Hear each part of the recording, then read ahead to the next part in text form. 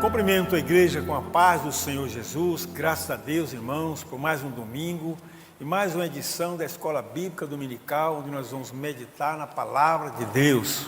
Graças a Deus por isso. Estamos aqui com o pastor, o nosso professor Isidro, que vai ministrar esta aula. E nós estamos falando diretamente da Igreja Evangélica Assembleia de Deus de Brasília, na área especial número 8, setor D, Taguatinga Sul, que tem como pastor presidente desse grande campo, pastor Ocival Pereira Xavier.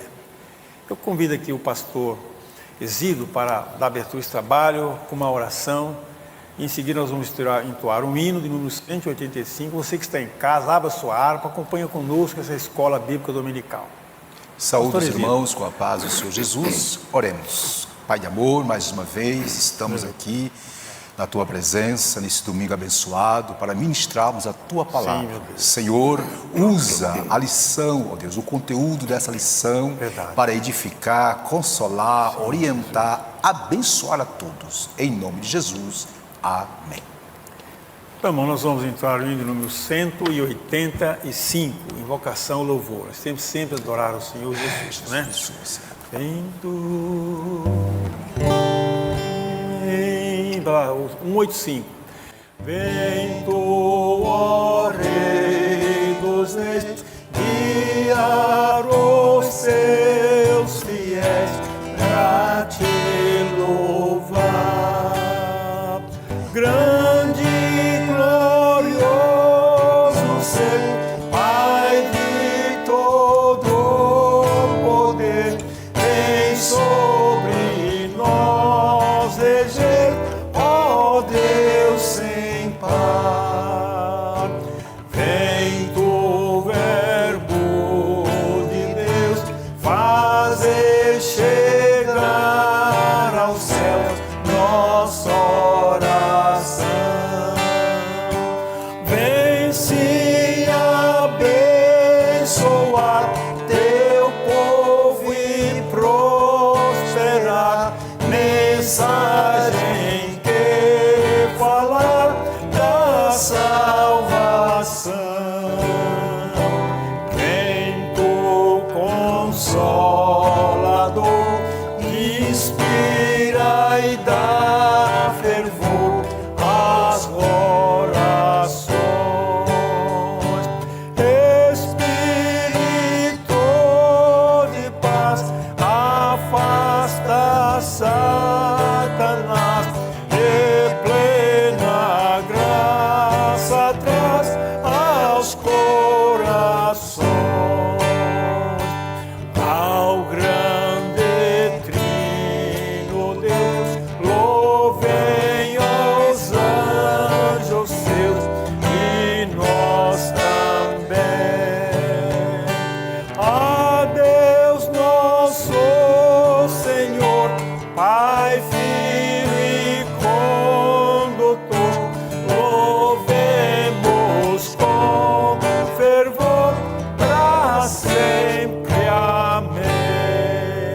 Aleluia. Graças Glória a a Deus. Jesus. Louvor Aleluia. à Trindade, ao Pai, ao Filho e ao Espírito Santo. Irmão, Amém. nesta manhã, nós vamos estudar a lição de número 12.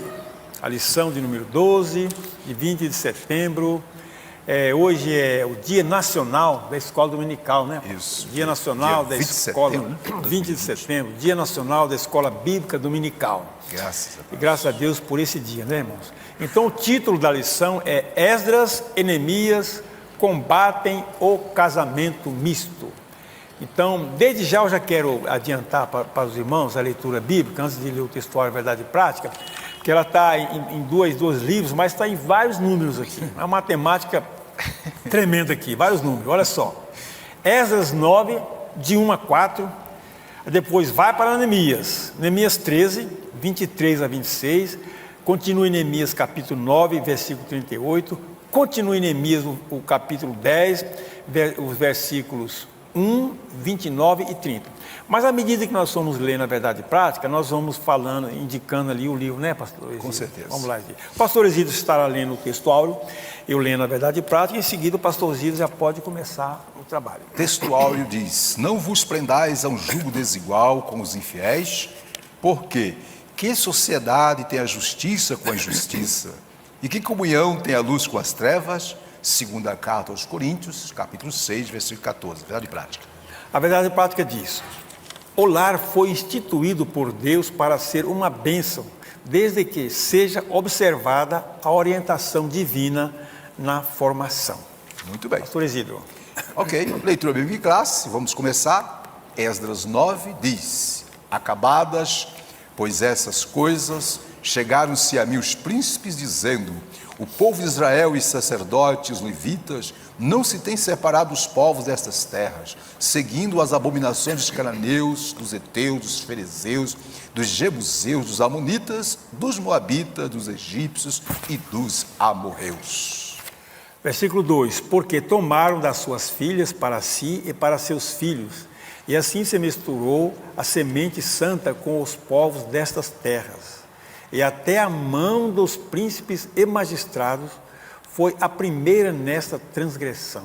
E, ouvindo eu tal coisa, rasguei a minha veste e o meu manto, e arranquei os cabelos da minha cabeça e da minha barba, e me assentei atônito.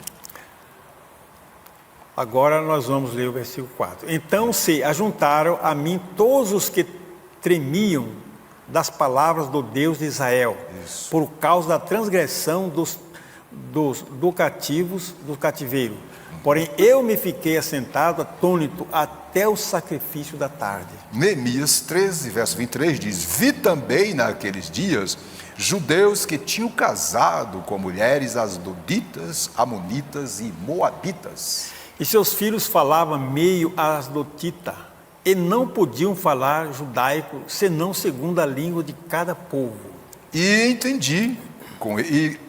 contendi com eles, e os amaldiçoei, e espanquei alguns deles, e lhes arranquei os cabelos, e os fiz jurar por Deus, dizendo: não dareis mais vossas filhas a seus filhos, e não tomarei mais suas filhas, nem para vossos filhos, nem para vós mesmos. Versículo 26. Porventura não pecou nisso Salomão, rei de Israel, não havendo entre muitas nações rei semelhante a ele, sendo amado de seu Deus, e pondo Deus rei sobre todo Israel? E contudo as mulheres estranhas o fizeram pecar. Neemias 9, versículo 38 diz: e com tudo isso fizemos um firme concerto e o escrevemos, e selaram-no os nossos príncipes, os nossos levitas e os nossos sacerdotes. Versículo 10. E os que selaram foram Neemias, o Tisata, filho de Acalias e Zedequias. Firmemente aderiram a seus irmãos, os mais nobres de entre eles, e convieram num anátema e num juramento de que andariam na lei de Deus, que foi dada pelo ministério de Moisés, servo de Deus, e de que guardariam e cumpririam todos os mandamentos do Senhor, nosso Senhor, e os seus juízos e os seus estatutos. Vamos ler tudo o último. E que não daríamos as nossas filhas aos povos da terra, nem tomaríamos as filhas deles para os nossos filhos. Muito bem. Muito bem, queridos irmãos, vamos prosseguindo. A lição 12 tem como conteúdo quarto. Primeiro, Esdras e Neemias combate o perigo do casamento misto. Segundo tópico, por que um judeu não devia casar com um pagão ou com uma pagã, né? Terceiro tópico, a sobrevivência do povo judeu. Quarto tópico, uma palavra final sobre o casamento dos crentes. E por último, quinto, espera em Deus. Objetivo geral, qual é, irmão Silas? O objetivo geral da lição diz: salientar o perigo das uniões ilícitas. Muito bem. E os objetivos específicos são 5. Primeiro, apresentar o combate de Esdras e Neemias com um casamento misto. Segundo, explicar o porquê de um judeu não poder se casar com uma pagã. Terceiro, destacar a sobrevivência do povo judeu. Quarto, aconselhar a respeito do casamento de crentes. E por último, quinto, incentive a espera em Deus. Muito bem, passemos para a introdução. Convido o professor Silas para ler para nós. A introdução diz o seguinte: nesta lição iremos estudar o grave problema do casamento entre judeus e mulheres pagãs. Veremos a enérgica ação de Esdras e de Neemias para solucionar esse problema e também o que a palavra de Deus diz sobre o assunto. Na lei de Deus, aparece a ordem: não faças concerto com os moradores da terra, nem tomes das suas filhas para os seus filhos. É a referência bíblica. Isso. Foi por esse motivo que o sacerdote Esdras, conforme a leitura da nossa lição, ficou perplexo quando tomou conhecimento de que o povo, depois de haver voltado do exílio, tomava mulheres dos povos gentílicos em redor, misturando a semente santa, um detalhe aí, né, pastor? Isso, detalhe. O povo começou a seguir as abominações dos povos. Ele então chorou, rasgou seus vestidos e buscou com profunda dor a ajuda de Deus, reconhecendo que eles com isto haviam deixado os mandamentos, violando-os, aparentando-se com os povos destas abominações. O resultado deste movimento foi uma purificação e tomada de atitude firme em obediência à palavra de Deus. Muito bem. Alguma observação, Silas, sobre essa introdução? Não, pastor, só mesmo que Deus, Deus deu um mandamento muito claro, muito preciso. E eles descumpriram exatamente em cima disso. Parece que fizeram de propósito. Né? Pois é, interessante que o sacerdote, escriba Esdras, né? Que foi enviado na sua segunda ida a Jerusalém. Primeiro foi quando Ciro deu o decreto, 537 mais ou menos. Lá atrás, né? Depois ele retornou, como viu na aula passada, em 458, para ensinar a lei. E depois disso foi descoberto, foi detectado essa situação caótica. E uma das razões, Silas, que levou Esdras a ter tal atitude tão assim veemente, porque ele era um zeloso, muito zeloso pela palavra de Deus. Zeloso. Tanto ele como Neemias, né? Isso, e ele via que a razão do porquê o povo tinha ido para o cativeiro, tinha sofrido tanto, era exatamente o povo não ter obedecido à palavra de Deus, no que diz respeito às relações, não é, iníquas, ou aos casamentos mistos com as pessoas que não professavam a mesma fé.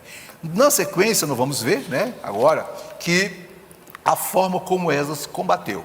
Isso. Tópico 1 diz: Esdras e Neemias combatem o perigo do casamento misto. Eu vou ler aqui 1.1, depois eu faço esse comentário, pode ser? Pode ser. Diz: a ira e a reação de Esdras. Quando Esdras foi informado que muitos judeus morando em Judá haviam se casado com mulheres pagãs, ele ficou muito angustiado.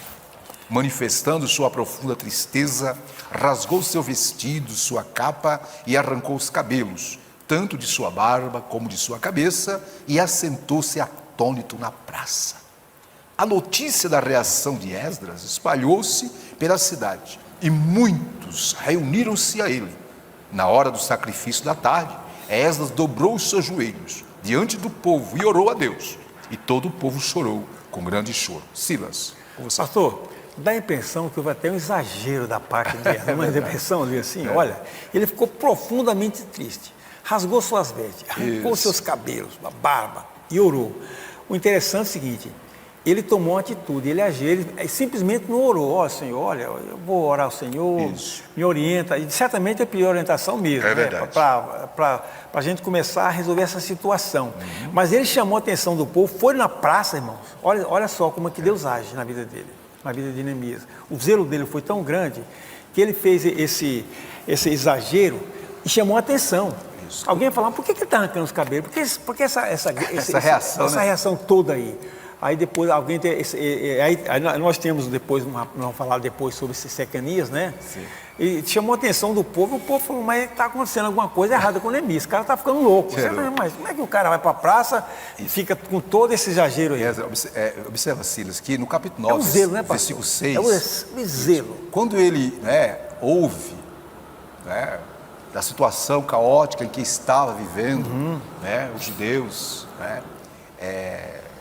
casamentos mistos, etc, etc. Então, o versículo 6 diz: e disse: meu Deus, estou confuso, envergonhado. Olha só.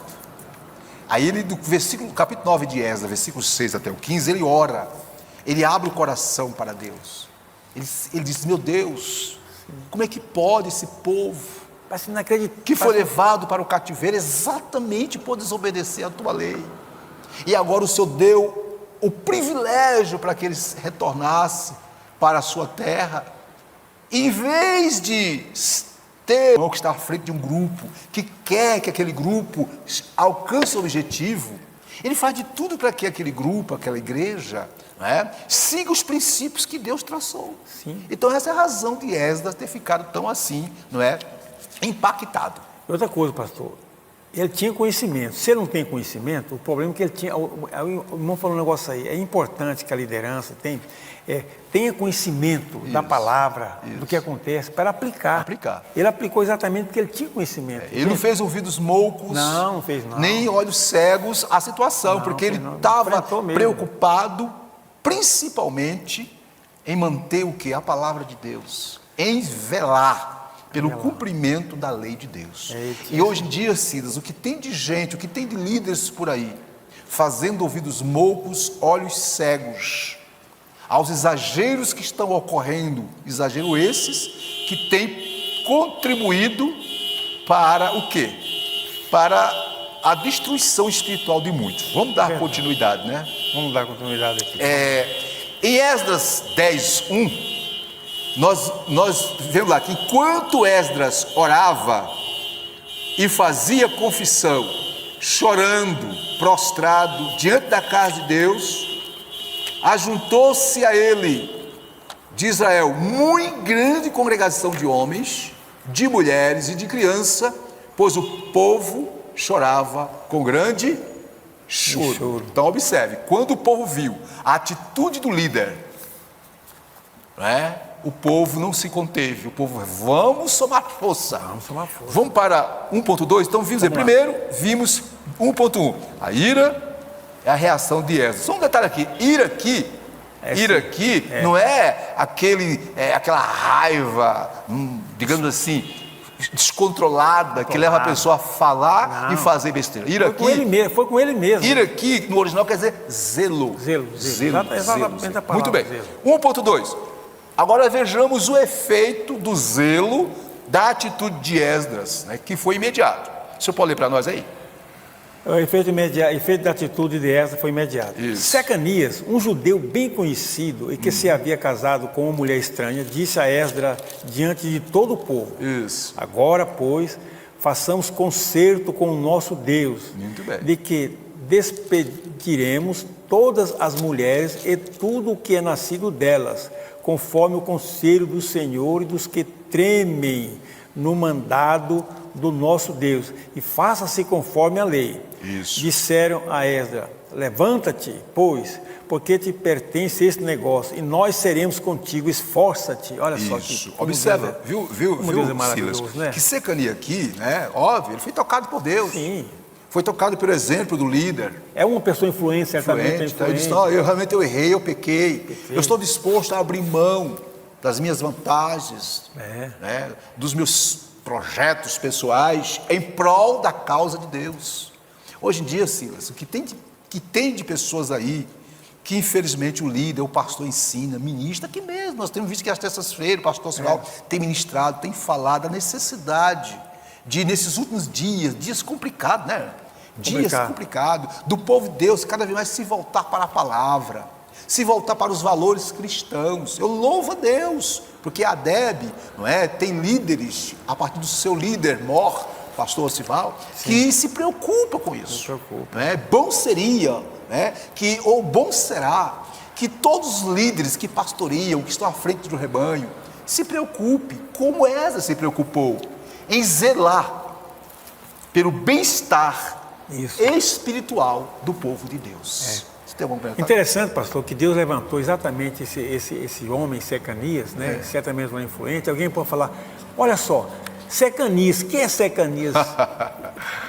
Vai cumprir a lei, e nós temos que ir atrás. E Deus levantou este homem para exatamente animar, trabalhar juntamente com Esdras. Então Deus agiu, eu sempre falo, Deus age com sabedoria e inteligência, exatamente um judeu conhecido, influente, que Deus usou. Se fosse eu qualquer na vida lá, não, esse cara aí é...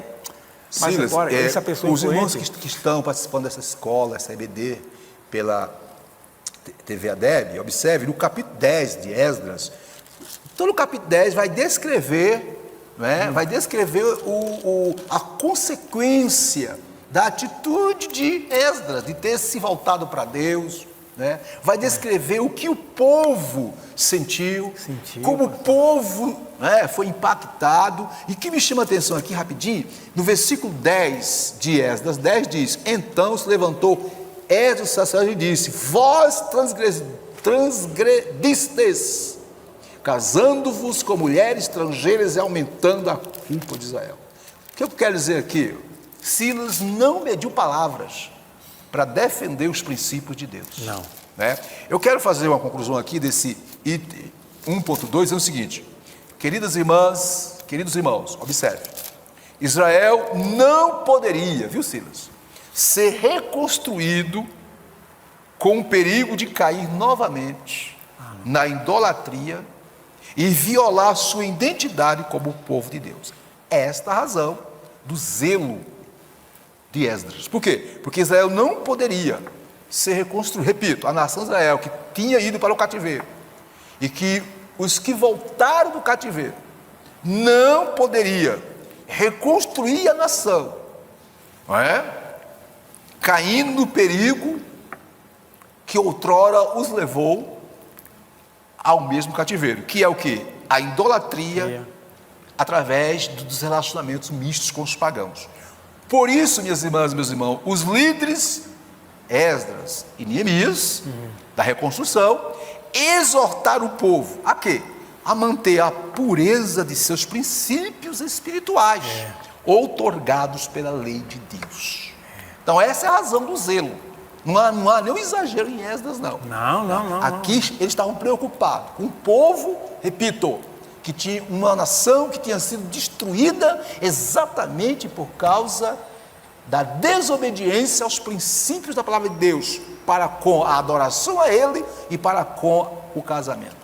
Pastor, a atitude de Esdras, quando eu falei parece um exagero, chamou atenção mesmo, era para chamar atenção. Chamou atenção. Ele queria chamar a atenção do povo, né? E foi na praça, não foi assim dentro de casa, não. Isso. Foi assim, Foi ao público. Chamou atenção. E eu fico assim, maravilhado, porque Deus usou um homem para ombrear. Para ficar lado a lado.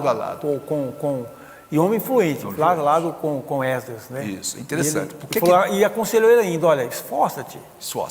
Muito bem, passemos agora, minhas irmãs e meus irmãos, para o tópico 1, item 3, que fala do arrependimento do povo. Irmão Silas, o senhor pode ler para nós? Importante isso aí.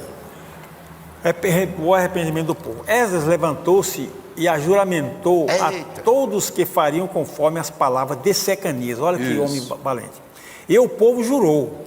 Todos os que haviam retornado do cativeiro foram convocados, e Esdras falou-lhes: vós tendes transgredido e casaste com mulheres estranhas. Fazei confissão ao Senhor. Apartai-vos das mulheres estranhas. E responderam todos: assim seja, conforme as tuas palavras nos convém fazer. Sobre esse negócio foram postos que Jonatas e Jazeias, né, auxiliados por 2 levitas, eles receberam a incumbência de supervisionar o encerramento definitivo dessas uniões proibidas pela lei de Deus. Antes mesmo da chegada de Esdras a Jerusalém, Neemias já havia enfrentado problemas do casamento misto. Vários judeus, inclusive alguns sacerdotes, haviam se casado com mulheres estranhas. Neemias os fez jurar que não fariam mais isto.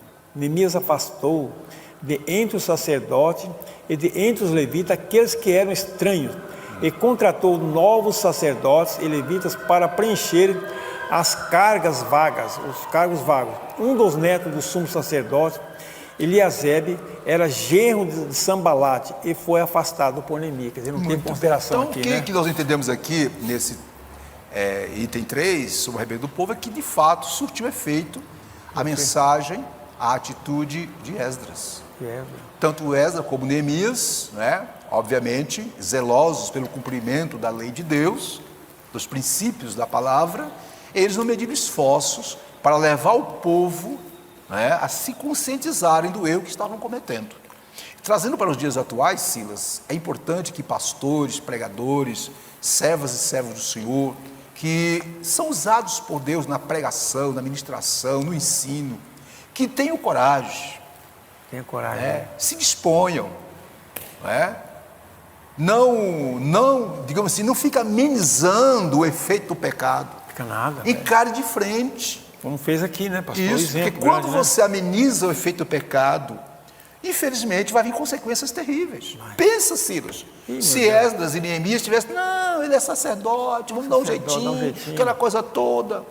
A história hoje seria outra. Não. Então, minhas irmãs, meus irmãos, o segredo da bênção, da vitória, do grande avivamento que ocorreu ali, naquele momento, foi exatamente a sinceridade de Esdras e Neemias em ministrar a palavra como ela é. Silas, tem um E esse Secanias, pastor, ele deu um conselho. Conselho. Aí, aqui fala o juramento. Todos foram conforme as palavras de Secanias. Inclusive, o próprio Esdras aceitou também essa manifestação dele, né? Eu queria, Silas, aqui em Esdras 10, 11, aliás, diz assim, diz Esdras: agora, pois, fazei confissão ao Senhor Deus de vossos pais e fazei o que é do seu agrado. Separai-vos de outras terras e das mulheres estrangeiras. Era uma decisão difícil. Difícil, né, pastor? Pensa um líder, convivência. Porém, era uma decisão que, obviamente, tinha que ser feita. Tinha que ser feita. Assim nos dias atuais, o líder, o pastor, o pregador, o ensinador, a pessoa que está à frente de algum grupo, às vezes tem que tomar decisão que dói, que é cortar na carne. Cortou na carne. Porém, obviamente, quando vem de Deus tal decisão, não podemos, de forma nenhuma, que o pessoal aceitou, pastor, porque veio de Deus.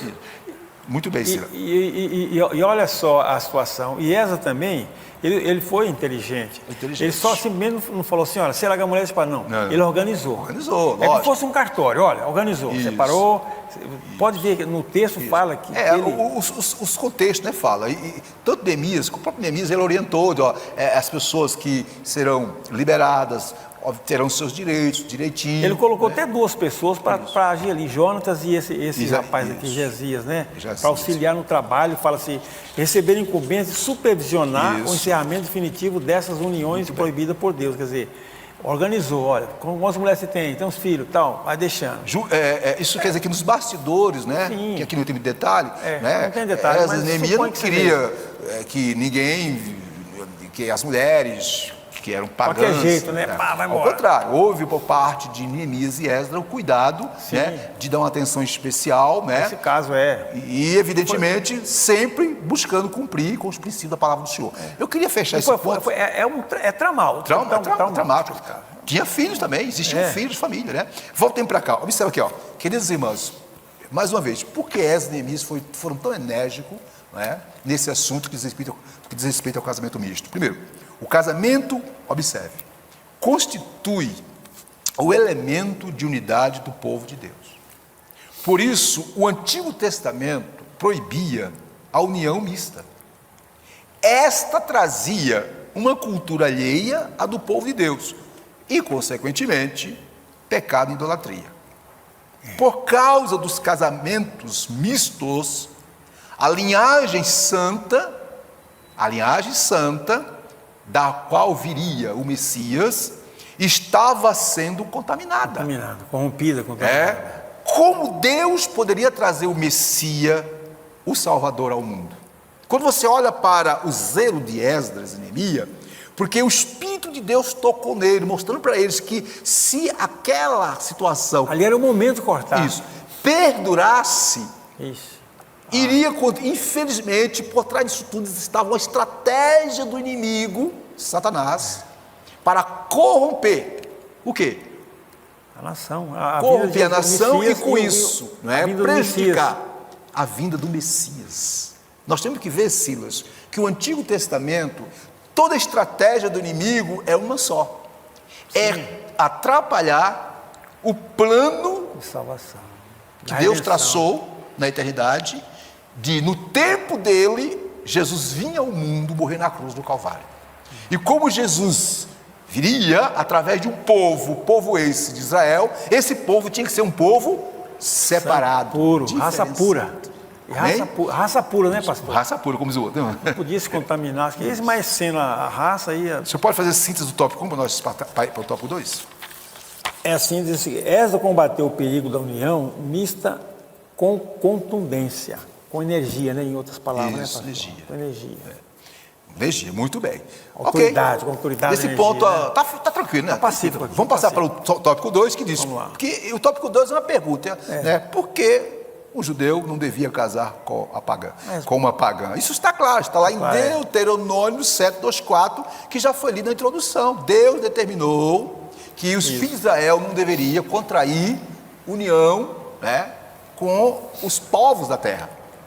Né? Então vamos lá. Eu vou ler aqui, o senhor faz o comentário. Vamos lá. Deus havia proibido o casamento misto. A desobediência a esta ordem de Deus era um ato de rebelião. A finalidade dessa proibição era evitar que o judeu viesse, como já falei, a seguir a religião de sua mulher pagã ou do marido pagão também, né? Sim. E, evidentemente, corromper a nação. Comentário, simples. É o seguinte, pastor, desde a formação de Israel, Deus vem zelando pelo Estado. Tirou Abraão, isso, Abraão foi zeloso, colocou. E ele sempre quis para Israel que essa nação permanecesse pura, isso, né? Límpida mesmo, separada, que era um povo de Deus. E o casamento tinha que ser entre eles mesmos ali. Não havia cumprir a promessa, para cumprir a promessa que Deus deu a Abraão. E Deus sairá sementes benditas. Isso, né? A nação que, enfim, da descendência de Abraão viria aquele que iria, obviamente, salvar. Então Deus estava preservando a raça de judeus de Israel exatamente para esse momento. E Israel existe até hoje por causa dessa tradição também. Mais adiante nós vamos falar sobre isso. Eu quero fazer uma observação aqui desse ponto 1, aqui 2.1, aqui, ó. Deus não tolera. Observa, minhas irmãs, meus irmãos. Quando as pessoas resolvem desobedecer deliberadamente à palavra de Deus, sempre consegue encontrar desculpa para defender suas atitudes. Isso aí tem um nome, chama rebelião. Rebelião. Na época de Esdras e Neemias, por exemplo, não quer dizer que houve unanimidade, não. Eu quero crer que nos bastidores houve muito disse-me-disse. Que negócio é esse? Quem são esses homens para mexer com a minha família? Estou casado há tantos anos. Pois é, então observe, meu irmão. Mas quando a pessoa age assim, é porque a pessoa realmente, quando está desobedecendo deliberadamente a palavra de Deus, para ela nada é pecado. Para ela tudo é normal. É igual hoje, vivemos numa sociedade que tudo é normal. Exatamente. Tudo é normal. Né? E não é normal, não. Perante a Bíblia, é uma anormalidade a desobediência.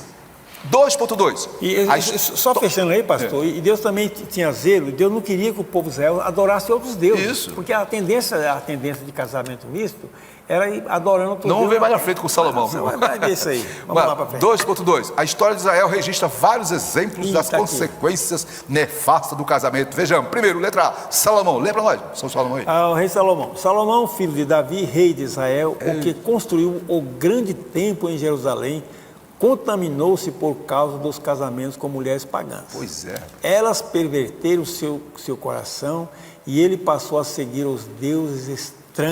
Que coisa, hein? Como consequência do seu pecado, o reino do seu filho Reoboão e as 10 tribos do norte separaram-se e constituíram-se em um reino independente sobre a liderança de Jeroboão. Vemos aí a primeira consequência de um casamento mal feito, pastor. Mal feito. Pois é, então observa rapidinho aqui, ó. Lá, primeiro livro dos Reis, capítulo 11, né? Tá bem claro lá explicando o que ocorreu com Salomão. Eu quero apenas frisar alguns pontinhos aqui, ó. No versículo 9 diz, versículo 11 no versículo 9 diz, ó. Versículo 9 diz, no versículo 9 diz, pelo que o Senhor se ignorou contra Salomão, pois desviaram o seu coração do Senhor de Israel. Né? Por quê? Porque ele tinha, aqui, ó, ele fez para com todas as suas mulheres estrangeiras, as quais queimavam incenso e sacrificavam os seus deuses, né? Quer dizer, sendo já velho, suas mulheres lhe perverteram o coração. Enfim, Salomão, por causa das mulheres pagando as alianças, que naquela época era normal, como até hoje é normal, mas naquela época Israel não podia fazer aliança com o povo ímpio, mas Salomão, para ampliar as suas fronteiras, né, do reino, etc. Ele estabeleceu aliança com diversas reis, com essas alianças, uma mulher egípcia, uma mulher cananeia, e com isso foi se assomando. De repente, ele foi totalmente corrompido. né, corrompido. E perdeu a bênção, né? Perdeu a bênção. O seu reino foi ele dividido. começou tão bem o reinado, né? Mas tem um outro exemplo, que é quem? Acabe, letra B. O rei Acabe, rei de Israel, casou-se com Jezabel, princesa Sidônia. Jezabel fortaleceu o culto a Baal em Israel e perseguiu os profetas de Deus. Sobre esse ponto aqui, você tem alguma observação a fazer? Olha, pastor, ele parece que não seguiu o exemplo, não viu os exemplos anteriores. Pastor, quando a pessoa está desobediência, ela está cega. Ela está cega. Olha, ele foi tão severo com o reinado dele, né? Salomão começou bem, tudo bem e tal. Infelizmente desobedeceu, deu vazão às mulheres e o pecado. Agora que não. Agora, no caso de Acabe, irmão, foi terrível mesmo. Casou com mulher e perverteu o coração do rei Acabe e, consequentemente, ele fez todo Israel pecar praticamente. Com interessante dele, que tanto Salomão como Acabe, né, conheciam. Observa aqui, no capítulo 11 do livro dos reis, no versículo 11 diz: ora, além da filha de Faraó, amou Salomão muitas mulheres estrangeiras, moabitas, amonitas, edomitas, sidônias, etéias, etc. 2. Mulheres das nações que havia o Senhor dito aos filhos de Israel: não caseis com elas, nem casem elas convosco, pois vos perverteriam o coração para seguir os seus deuses. A estas se apegou Salomão pelo amor. E de fato aconteceu mesmo a adoração dos deuses. Felizmente, né? Então, o que entendemos aqui nesse tópico 2? Que por que o cristão não deve se unir a uma pessoa não cristã? Exatamente. Perigo de quê? Perder a bênção, perder, né? Perder os privilégios espirituais da parte de Deus para si, perder a comunhão com Deus e, acima de tudo, irmão, não morar no céu.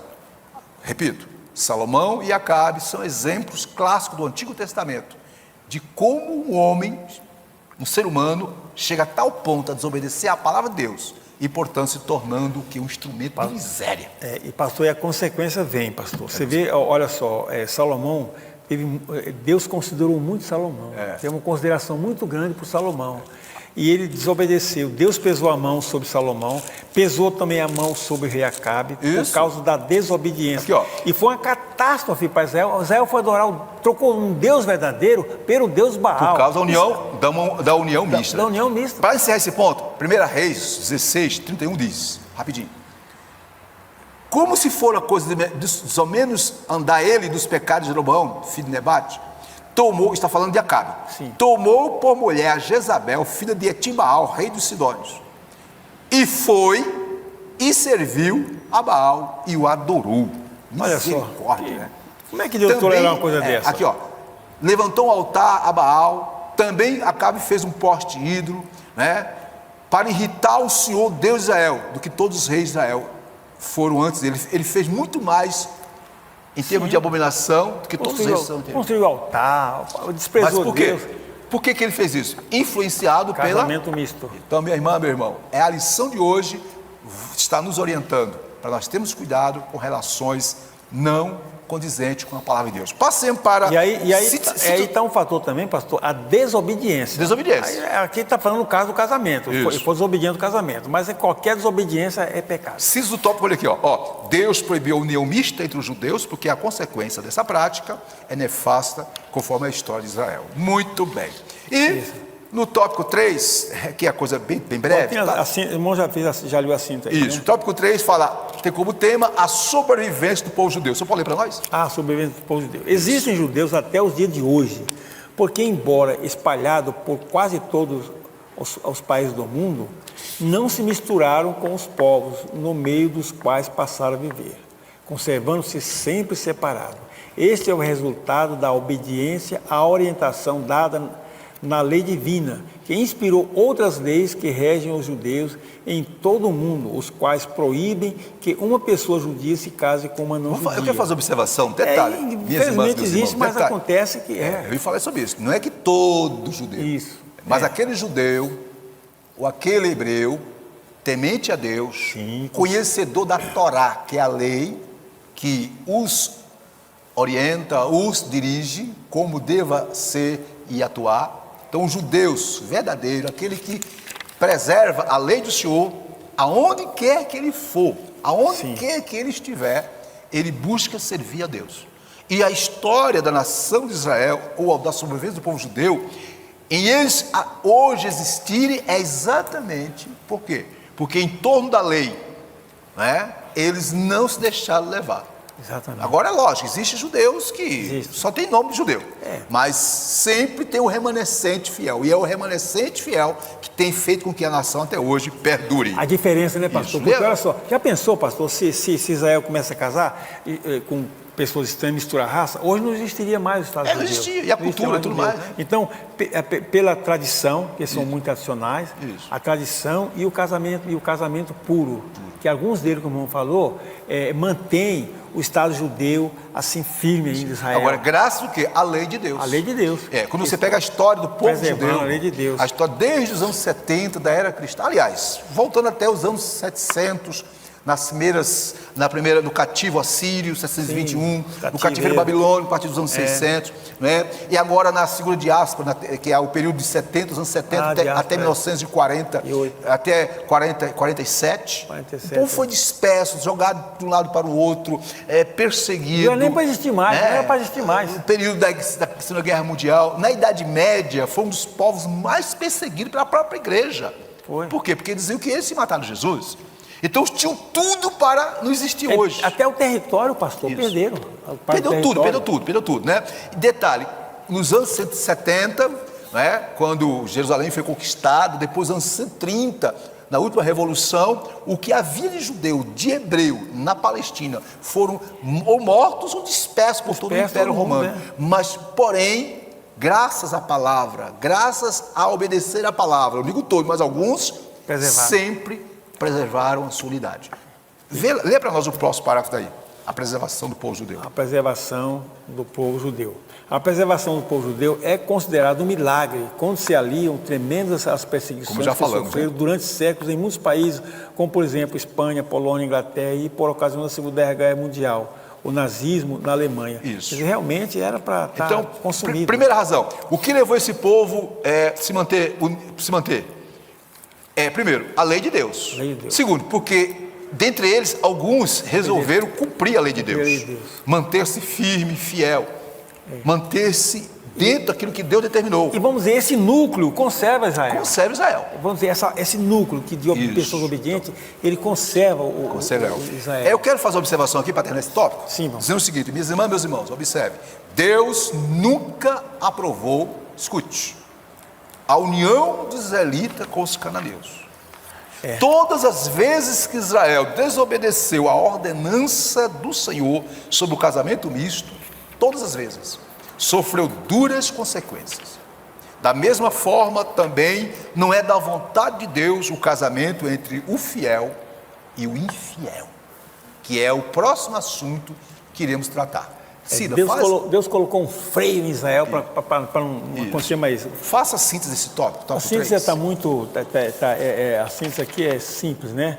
A preservação do povo judeu é considerada um milagre. Milagre, né? Primeiro, por causa da palavra de Deus. Isso, a obediência à palavra. Segundo, é por causa daqueles remanescentes fiéis, Silas, que resolveram se manter puro, casando entre si e não cedendo às tentações do mundo.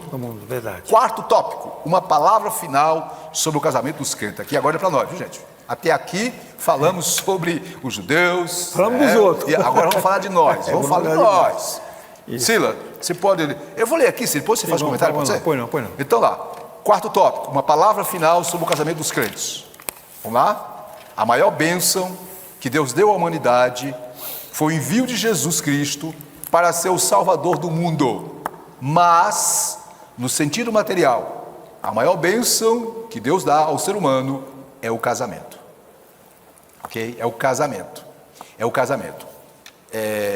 A orientação bíblica, ou a orientação que a Bíblia dá ao crente quanto ao casamento fica livre para casar com quem quiser, contanto que seja no Senhor. Em outras palavras, o cristão, o crente, é livre para casar com quem quiser, desde que seja no Senhor. Isso está em 1 Coríntios 7, 39. A Bíblia explica em 2 Carta aos Coríntios 6, 14 a 15, as implicações da expressão no Senhor. Isto é, e cada crente que estiver pensando em casar-se, deve meditar profundamente sobre esse texto. Que Deus guarde cada crente de algum dia aceitar um jugo desigual com o infiel. Porque assim como o casamento na direção do Senhor enseja a possibilidade de uma felicidade sem limites, o casamento de um crente com um descrente, com muita probabilidade, será uma infelicidade. O casamento é uma união total entre homem e mulher. Jesus disse, não são mais dois, mas uma só carne. Uma pausa aqui. Cira, faz uma observação aí. Pastor, é o seguinte, a observação é a seguinte. O casamento é um ato de grande importância. Grande importância. Agora, se compararmos a igreja com Israel, Certo. o mandamento é quase o mesmo, pastor. Quase o mesmo. É quase o mesmo. Deus não tolera mistura. Você sabe Mistura. disso, Deus não tolera mistura. Não tolerou com Israel e não tolera também com a igreja, Isso. sabe, pastor? Quer dizer, é a mesma coisa. Então, um jugo desigual, ele vai... Olha só. Se compararmos a igreja com Israel, o mandamento é o mesmo. Embora o casamento seja livre, como diz o apóstolo Paulo, devemos evitar o casamento misto. Muito bem. Vai ser algo desigual. Ora, sendo a igreja noiva de Cristo, e os crentes, olha só, membro deste corpo, então como pode esse membro se misturar com o corpo estranho? Muito bem. Não é difícil? Algo de errado vai acontecer. Se nós crentes, que somos templo do Espírito Santo, se juntar a um corpo diferente, eu vou até colocar uma palavra aqui que não está em lugar nenhum aqui. Sim. Vai restar praticamente um membro híbrido. Híbrido. Que é a junção de elementos diferentes. Silas, para confirmar o que você está falando aí, Coisa híbrida. queridas irmãs e irmãos, lá em 2 Carta aos Coríntios, capítulo 6, verso 14, diz Paulo, não vos ponhais em um jugo desigual com os incrédulos. Olha só. Porquanto, que sociedade pode haver entre a justiça e a iniquidade? Comunhão da luz com as trevas? Aí no verso 15 ele diz, que harmonia há entre Cristo e o maligno? Ou que união do crente com o incrédulo? O que Paulo está dizendo aqui? Muito forte isso aí, pastor. Paulo diz, olha, não pode existir. Não pode, então, cristão, salvo em Cristo, tem que orar a Deus e casar com uma pessoa salva em Cristo. Por que, pastor, essa exigência? Queridos, daqui um pouquinho nós vamos ver mais na frente. Vamos continuar? Vamos continuar. Mais na frente, na leitura, Vamos lá. nós paramos, né? Isso. Vamos continuar ainda sobre uma palavra sobre o casamento dos crentes. Aqui, ó. Casando-se o crente com um que não é crente, observe, pode naturalmente obter união de corpo em parte de alma, mas é impossível que haja união de espírito, pois enquanto um pertence ao reino de Deus, o outro pertence ao reino das trevas. Que diferença tremenda, né? Que abre uma brecha muito triste na união. Ainda que o crente tenha pedido perdão a Jesus por esta falta cometida, vive agora preso a um outro com quem não tem nenhuma união no espírito. Portanto, é impossível calcular o sofrimento que uma união desta natureza tem causado. Isto é a união entre o fiel e o infiel. Também a parte não crente não respeita a parte crente, pois sabe que ele errou contra a Bíblia, amando mais o casamento do que a Deus. Em lugar de ter se estabelecido um lar cristão, uma plataforma do Evangelho, aumentando assim a influência espiritual da igreja, houve um triste recuo. Isto é, o soldado de Cristo passou para o lado oposto. Em lugar de um lar cristão com uma viva influência sobre os filhos, forma-se um lar sem definição espiritual. Os filhos ficam, portanto, desprovidos de ajuda espiritual. De qualquer maneira, pastor, haverá uma contaminação. A contaminação. E não adianta a pessoa falar, mas ele é muito bonzinho, só falta ser crente. Então não é. Não tem quase, só tem falta. Quase, tem que ser crente, tem que ser convertido. É como aliás, tem que ser convertido. Tem que ser convertido. Tem que ser convertido, viu, irmão? Bonzinho. Só um exemplo aqui, pastor. Aqui, eu já te contei.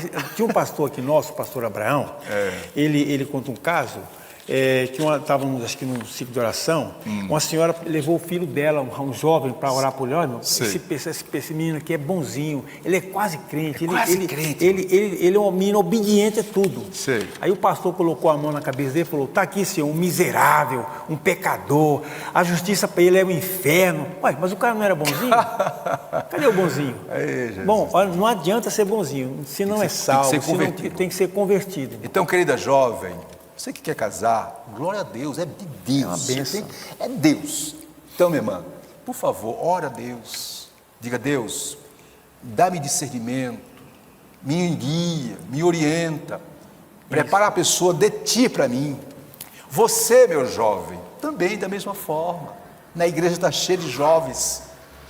Então, ora a Deus. Não se deixe levar pelos olhos verdes e azuis do dia a dia ou da vida secular. Verdade. Cuidado, meu querido, minha irmãzinha, cuidado, minha jovem. Né? Por quê? Porque um passo errado, meu irmão, é uma tragédia. Cira, faz a síntese histórica. Pastor, antes de falar, isso é o seguinte, olha só. Tem gente que fala assim: não, mas eu vou casar com ele, está arriscando, mas depois eu vou levar ele para a igreja. É um risco muito grande. É um risco muito grande que essa pessoa está correndo, viu? Verdade. É por isso que fala: espera no Senhor, peça orientação. É o próximo assunto, hein? É o próximo assunto. Vamos lá então. O Cinto fala o seguinte: o casamento é a união total entre um homem e uma mulher. Olha aqui, não é meio termo, não existe meio termo. Isso, é uma mulher. Mas nós vamos aprofundar. Nós vamos ainda aprofundar mais sobre essa temática aqui, porque esse assunto é importante, é muito atual. O quinto e último tópico tem como tema: espera em Deus. Aquilo que nós já adiantamos. Querida jovem, espera em Deus. Mas pastor, já estou chegando aos 30, não te preocupa não, minha filha. Ah, pastor, já passei dos 30, não te preocupa. Se você espera em Deus, no tempo dele, na hora dele, a bênção virá. Mesma coisa eu digo para os homens, né? Os homens mais afobados, né? Nós homens mais afobados, né? Quer casar logo, né? Querido jovem, por favor, tenha calma, vai devagar. Outra coisa, viu? Cuidado, as aparências enganam. Em nome de Jesus, tenha cuidado. Vou ler aqui, ó. Quinto tópico: espera em Deus. Vou ler aqui, deixa eu comentar aqui, ó. Findamos este estudo sobre o casamento misto, onde a palavra de Deus é muito clara neste apelo: espera em Deus. Jovem, o seu desejo de ter um lar e experimentar a riqueza do amor de um companheiro ou de uma companheira é natural, Lembra-te de que Deus ouve a oração. Quando Eliezer, servo de Abraão, orou pedindo que Deus mostrasse quem seria a noiva de Isaque, recebeu a resposta. Glória a Deus. Uma escolha precipitada, portanto, olhando somente para o que está diante de seus olhos, pode impedir que recebas aquele ou aquela que Deus tem preparado para ti. Não faça como Samuel a princípio, né? Olhou para a aparência. Esse aqui tem que ser o rei. Aí diz: não, tenha calma, esse aí não é o rei não é do seu jeito, Samuel. Mesma coisa, meu jovem, não é do seu jeito. Interessante, Cira, às vezes a jovem na igreja vê aquele príncipe encantado e vai logo se precipitando. E aí, meu amigo, às vezes não é um príncipe que, por trás desse príncipe, tem um logro, viu? Desculpa a brincadeira, viu? Assim também é o homem vê aquela do mundo, aquela coisa toda. Queridas e querido, espere em Deus. Entrega, pois, a tua vida e o teu futuro a Deus. Porque Deus faz que o solitário vive em família. Deus que trouxe a companheira para Adão. Se você orar, meu irmão, vai te trazer o teu companheiro, a tua companheira. Cida, faz um comentário aí. Pastor, casamento é um belo momento na vida e um momento ímpar. Um passo errado, hein? Um belo momento. Então, um passo errado já era. A escolha errada, irmão, é um caminho sem volta. Não, tem volta, mas é desastroso. Vou falar um pouquinho sobre essa volta aí. Pastor, porque nós temos vários exemplos aí no mundo de casamento de escolha errada. Todo dia nós temos feminicídio. Ou de um lado, ou outro, pessoas. Já chega lá. Então, assim, o jovem autêntico servo de Deus, ele pode esperar. Agora também, pastor, tem aquelas pessoas que ela já faz uma escolha prévia. Não, só vou casar se for assim, assim, assado. Mas esse assim assado é da vontade de Deus? Pois é. Você vai esperar a vida toda, infelizmente eu vou até falar. Escolhe demais e aí... Você vai morrer solteirão. Deus manda solteirona. bênção e perde a bênção, irmão. Não, mas eu quero isso não é de Deus. Olha, mas Deus escolheu aquele. Aquela jovem que diz, não, eu quero um homem, eu quero um rapaz que tenha, não sei quantos metros de altura, assim. Mas Deus, meu filho, Deus trabalha do jeito dele, né, irmão? Mas aí se Deus se apresenta... É igual os jovens, ó, eu quero uma princesa, mas Deus vai te dar o quê? Uma mulher de Deus, né? Não uma mulher princesa. de Deus, uma mulher de Deus, vai ver com você. Então, muito bem. Às vezes tem esse lado também, a pessoa que escolhe primeiro do que Deus. Isso. Eu vou fazer uma observação aqui, Ciro, para você fazer assim. Sim, vamos aqui, lá. ó, querida irmã, querido irmão, basta, escute, isso que é sério, basta um passo errado para que toda uma vida seja irremediavelmente prejudicada. Vou repetir, jovem, seja você... Sério isso aí. Seja você ou mulher que está querendo casar, que quer casar e deve casar sim, que não é bom que o homem ou a mulher fique só. É verdade. É verdade?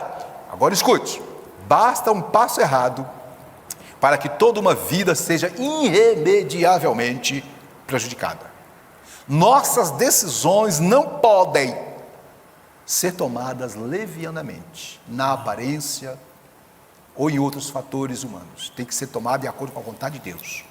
Os que querem se casar, observem a palavra de Deus e não se ponha, viu, jovem, num julgo desigual com os incrédulos. Detalhe, quem não leva em conta os mandamentos divinos, principalmente nessa área do casamento, sofrerá pesadas consequências. É ou não é, Silas? Sofrerá. E eu ainda falo mais ainda. Aos pais que têm filho e filha moça, oriente. Oriente, aconselhe, senta com ela ou com ele. Não, mas a vida vai ser dele. Sim, mas oriente seu filho. Faz casamento. Olha, hoje tem esse negócio, pastor. Se não der certo, separa. Meu Deus. Eu tenho uma palavrinha sobre isso aqui. Fala mesmo. Mas faça a síntese do tópico. A síntese do tópico diz o seguinte: olha, ouça este bom conselho. Está aqui entre aspas e grifado. Espera em Deus. Espera em Deus. O Silas falou, poucos segundos aí, que casa, às vezes dá problema, né? E tem que partir para separação. Escute-me, jovem, não está no plano de Deus que o casamento seja desfeito. Olha só o que eu vou ler aqui, observação. O que é o casamento? O que é o casamento? Querida jovem, querido jovem, querido irmão e querida irmã que nos assiste, que participa da escola dominical. Casamento, Silas, não é um mero contrato social, é um contrato, mas não é um mero contrato social, nem um subproduto da cultura humana. Não. O casamento, minha irmã, meu irmão, meu jovem, minha jovem que está pensando em casar, é uma instituição estabelecida por Deus como parte de sua criação. E como tal, deve ser devidamente considerado, conforme recomenda-nos a palavra de Deus, em Hebreus 13:4, que diz: venerado seja entre todos o matrimônio e o leito sem mácula. Porém, os que se dão à prostituição e aos adultéros,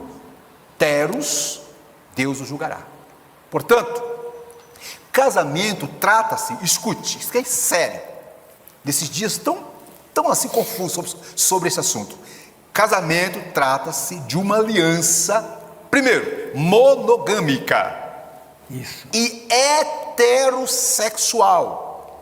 Isto é, comprometendo um homem e uma única mulher, uma mulher e um único homem. Verdade. Isso conforme Gênesis 1, 26, 27. Observe, diz que de ambos fez o Senhor uma só carne. Ambos quem?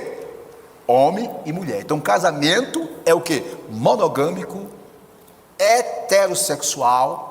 Esse é o casamento determinado por Deus. Continuando,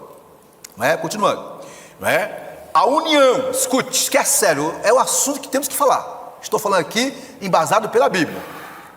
A união entre pessoas do mesmo sexo é abominação aos olhos de Deus, conforme a Bíblia. Levítico 18, 22.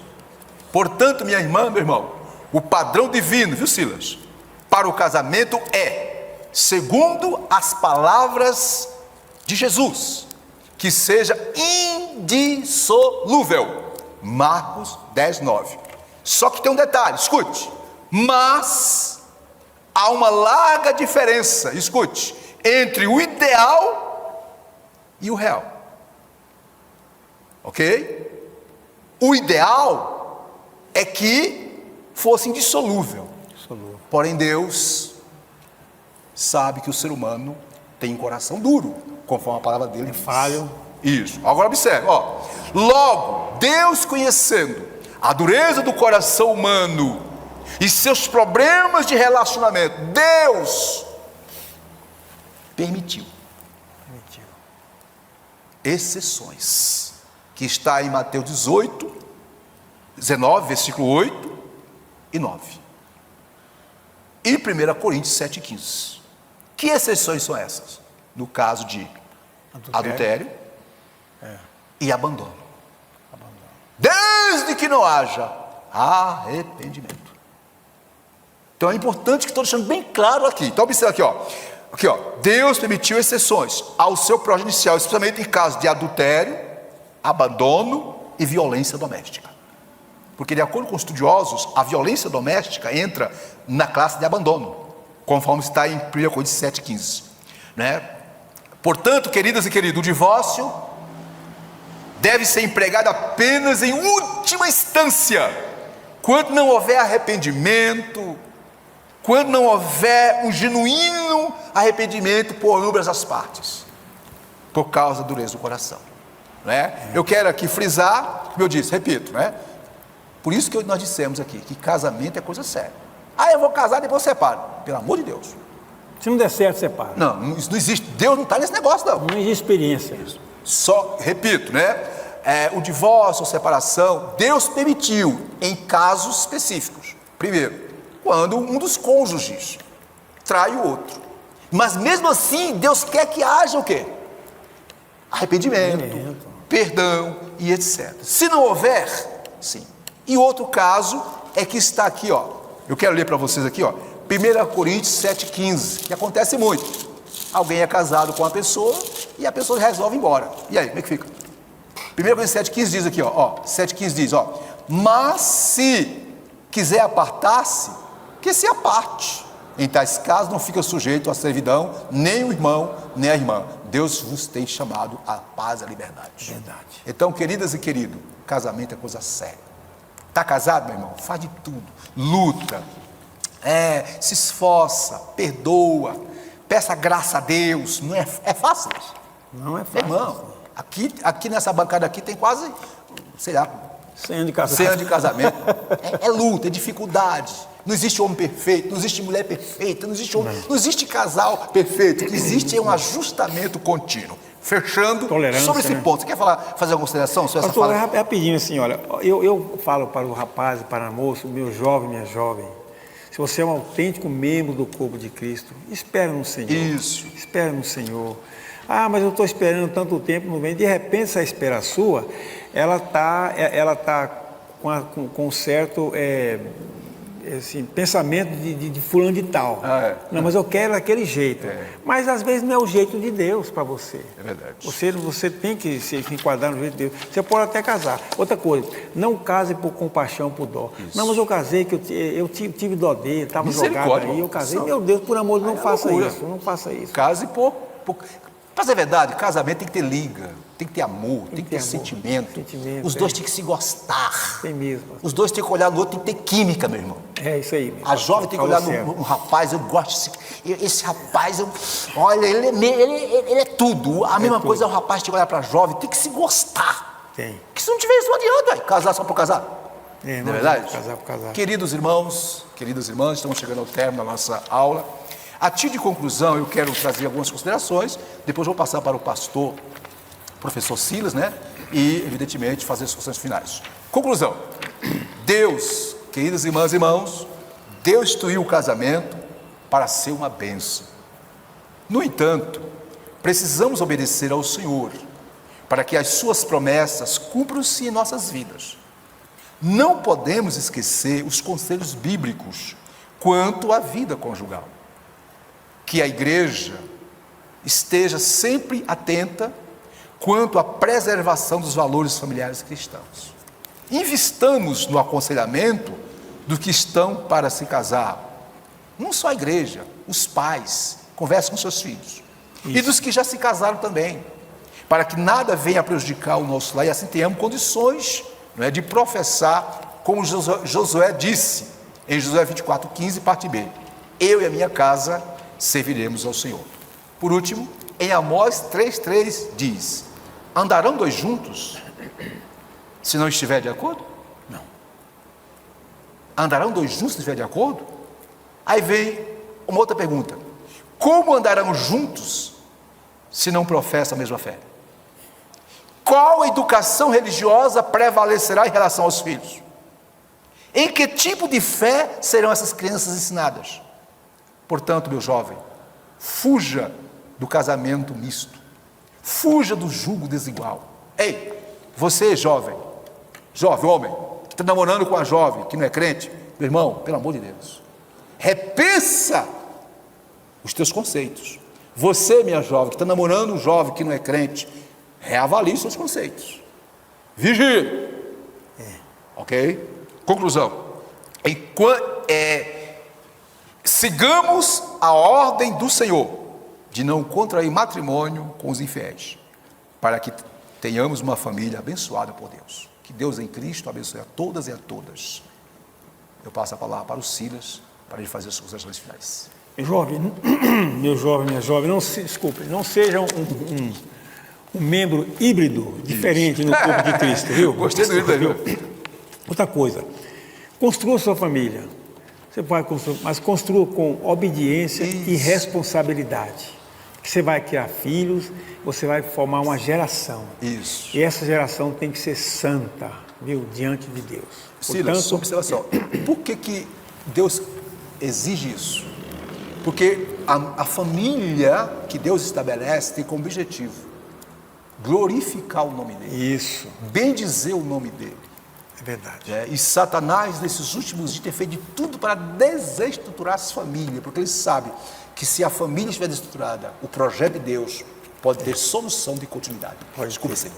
E essa família vai ser prejudicada. Muito bem, pastor. Bom, agora, graças a Deus por mais esta lição concluída. No próximo domingo, se Jesus não vier, não acontecer nada, estaremos estudando a lição de número 13, que tem por título, olha só, a vigilância conserva pura a igreja. Que tema bonito esse. Vigilância, tem que vigiar. A vigilância conserva. Então, leia a sua lição, Deus te abençoe, tenha um bom domingo.